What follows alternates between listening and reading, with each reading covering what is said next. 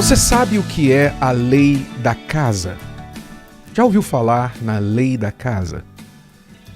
Eu já vou falar com você sobre a passagem bíblica referente a este termo, a lei da casa, que o próprio Deus falou com o profeta Ezequiel. Já vou citar esta passagem. Mas para contextualizar, para ilustrar, você provavelmente mora ou na sua casa ou na casa de alguém. E onde a gente mora, normalmente, há regras, como também onde a gente trabalha, onde a gente estuda, se você vai à igreja. Na verdade, em qualquer lugar, você vai encontrar certas leis. É curioso que os anarquistas que supostamente se orgulham de não ter nenhuma lei, de viver sem lei, eles, sem saber, aplicam uma lei para eles mesmos, que é: a nossa lei é que nós não temos lei. Então, logo, é uma lei, não é? Eles têm que obedecer essa lei que eles impuseram a eles mesmos. Mesmo que a lei seja, não há lei. Então você vai ter que ter muito cuidado para não colocar nenhuma lei. Os anarquistas assim o dizem. Mas, voltando ao exemplo, onde você convive, onde você trabalha, onde você frequenta, você vai encontrar as leis da casa. Muitos pais dizem para os filhos assim: meu filho, enquanto você morar debaixo do meu teto, você vai seguir as minhas regras. Eu não aceito isso, não aceito aquilo, etc. Então, você, o dono da casa, ele normalmente dita as regras, como vão ser as leis. Por exemplo, lá em casa, quem dita as regras é a Cristiane. A minha senhora. A minha senhora. E eu estou muito feliz com isso, né? Não é só ela, obviamente. Como uma casa bem ajustada, o casal está em acordo sobre as suas leis, né? Mas tanto o marido sábio quanto a esposa sábia sabe onde pisar, né? Sabe os seus limites. O marido sábio sabe os seus limites, como a mulher sábia também sabe os seus limites. Respeita a lei da casa. E assim a casa funciona bem. Quando a casa tem as suas leis e elas são respeitadas, então tudo funciona bem. E normalmente as leis têm uma razão de ser, né? Se coloca certos costumes, certas leis, por uma razão. Por exemplo, aqui no Templo de Salomão, há uma lei da casa que determina que as pessoas não entrem com o celular para participar dos cultos, das reuniões. É uma lei que muita gente não gosta. E tem gente que chega aqui e quando é dito: olha, você não pode entrar com o celular, a pessoa dá meia volta e vai embora.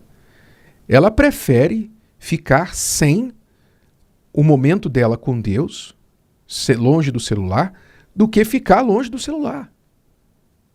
É uma coisa assim, o apego que muitas pessoas têm com o celular hoje é incrível.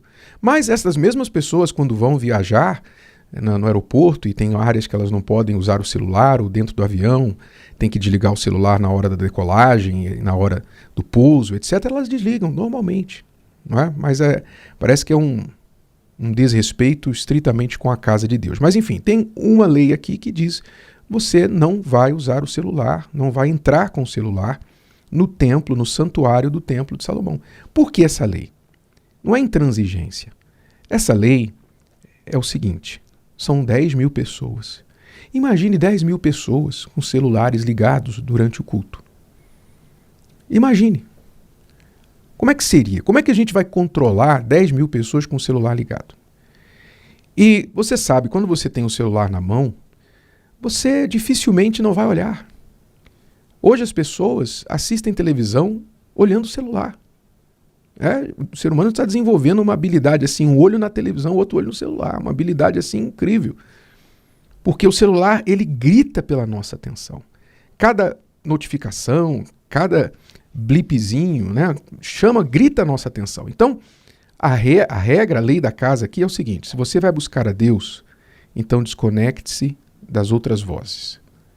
Se você quer ouvir a voz de Deus, você vai desconectar das outras vozes e vai entrar aqui no santuário do Templo de Salomão e vai ficar sintonizado, ligado na voz de Deus. 1 hora, 1h15, 1h20, 1h30, mas você vai ouvir a voz de Deus. E quando você sair daqui, você vai estar diferente de como você entrou. E assim tem sido. E graças a Deus, a maioria das pessoas compreende isso, respeita isso, segue a lei da casa e aprecia muito esta lei. Enfim, é apenas um exemplo. Mas vamos lá na passagem bíblica que fala da lei da casa de Deus. No capítulo 43 de Ezequiel, Deus dá uma visão ao profeta como da perfeita casa de Deus, o perfeito templo. Como seria o perfeito templo? Como as pessoas se comportariam dentro e ao redor do templo sagrado? Olha só o que diz Ezequiel 43:12. Esta é a lei da casa. Sobre o cume do monte, o templo era construído sobre o cume do monte, né? Sobre o cume do monte, todo o seu contorno em redor será santíssimo. Eis que esta é a lei da casa. Ou seja, o lugar onde o templo era edificado era considerado santíssimo, ou seja, algo totalmente separado do resto da cidade, do resto dos outros lugares e para os outros propósitos que qualquer parte da terra de Israel era usada. Aquele lugar era considerado santo, sagrado. Aliás, não apenas santo, mas santíssimo. Ou seja, o máximo de respeito, de separação entre o santo e o comum, entre o santo e o corriqueiro, o profano. Era o que Deus havia determinado como um princípio fundamental da casa dele. Que as pessoas tratassem a casa dele com temor, com respeito, com reverência, e não fizessem ali qualquer coisa que fariam em outros lugares. Então o povo tinha que tratar a casa de Deus com reverência e respeito. Ao se aproximarem, ao trazerem suas ofertas, as ofertas tinham que ser ofertas perfeitas, ofertas limpas, puras, o coração tinha que estar puro, a pessoa tinha que apresentar-se com sinceridade, ainda que ela estava carregada de pecados, ela deveria trazer dentro de si o arrependimento, porque ela estava se aproximando do lugar sagrado que era o símbolo de Deus aqui na terra. Então, esta era a lei da casa, que as pessoas tratassem a casa de Deus como santíssima. E você vê esse princípio do sagrado, do santíssimo, em todas as escrituras. Você vê lá desde o Jardim do Éden, que Deus, digamos, no dito popular, numa expressão assim bem vulgar talvez, Deus liberou geral, digamos assim, para o ser humano, dizendo, olha, todas as árvores do jardim vocês podem comer livremente. As aves do céu eu coloco sob o seu domínio. Os peixes no mar, os animais na terra, tudo que vocês quiserem está aí à disposição de vocês. É seu, cuide disso. Agora, a árvore que está no meio do jardim, dela não comerás. Não comerás, porque o dia que você comer dela, você vai morrer. Então, Deus deu tudo ao homem, mas só pediu um pouquinho de respeito para que o homem entendesse que ele pode ter, entre aspas, tudo, mas com limites. A pessoa pensa às vezes que felicidade é fazer tudo o que ela quer.